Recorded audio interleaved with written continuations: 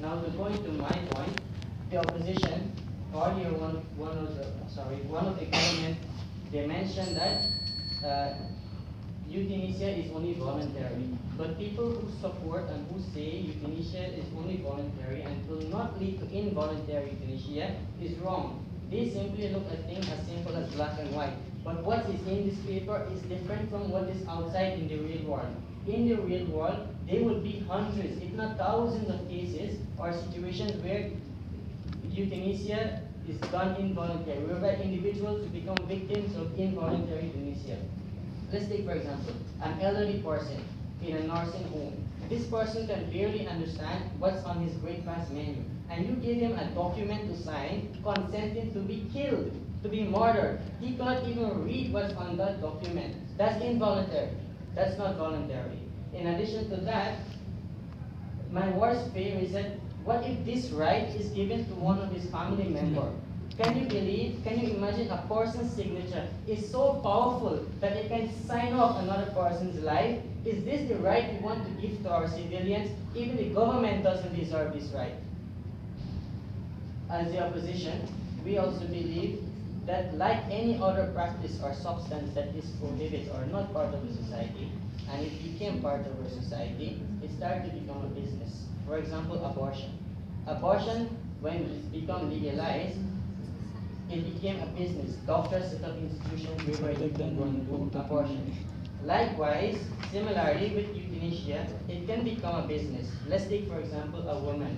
She's having family problem, domestic problem, whatever. And she is going through depression. And she asks for assistance to die. She and anyone else who wants to die will go to these doctors to get approval. If you're good at something, you don't do it for free. So it's obvious they will charge fee for these kinds of approval because it's not just simple as 35 ringgit. It's a long process and it requires a lot of approvals from different stages. In addition to that, yes, these doctors will then set up institutions and clinics and they will start to compete in killing people. They will set up ads to promote their clinic. So it becomes more of a business. Then doctors will not no longer become doctors. They will not have a duty of care anymore. They'll have a duty to kill. A duty of killing people, killing the old and killing the weak, because that will become their business.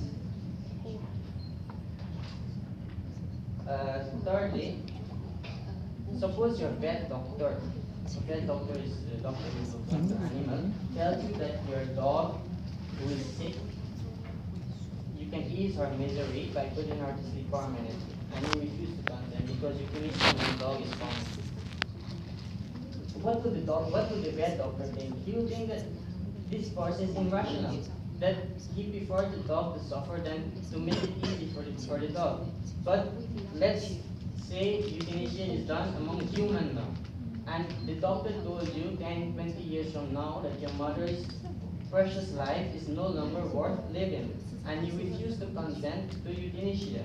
He will think, because he's so accustomed to a patient who is suffering to end his life, he will think that you're being irrational, that you're not thinking right, that this is what is happening.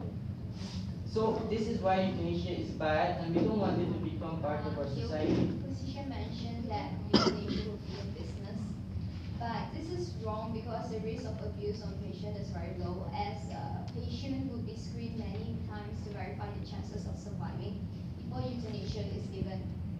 So it would not be given at normal clinic when you pay for fees for euthanasia. Okay, that's done on the medical part, but on the business part, it requires approvals, right? So doctors will have to approve it.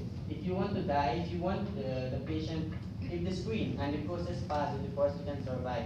But you cannot pay the money as you said earlier, right? Then you have to pay the doctor